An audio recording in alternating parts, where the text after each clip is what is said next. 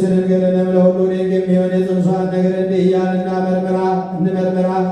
ድንግል ሆይ እሳተ መለኮት በሆድሽ ባደረ ጊዜ ፊቱ እሳት፣ ልብሱ እሳት፣ ቀሚሱ እሳት ነው፣ እንደምን አላቃጠለ? ሰባት የእሳት ነበልባል መጋረጃ በሆድሽ ውስጥ ወዴት ተዘጋጀ? ወዴት ተዘጋረደ? ከጎንሽ በቀኝ ነውን?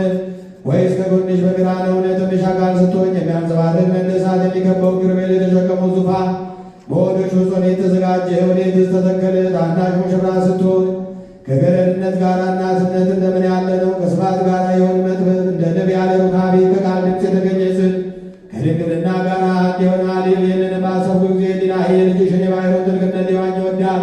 የወዳጅሽ መሰወሪያው ማዕበል የሚያማታዋል። ዳግመኛ ባሰብኩ ጊዜ ዲናሄ ተሰውሮ ወደ ላይ ወጥቶ የሕያው መሰወሪያ የሆነውን ሊገልጥ ይወዳል። ከነደሳትነቱ የተነሳ ይፈራል። ከአየራት ገርቧቸው እርሞ አይደርስም።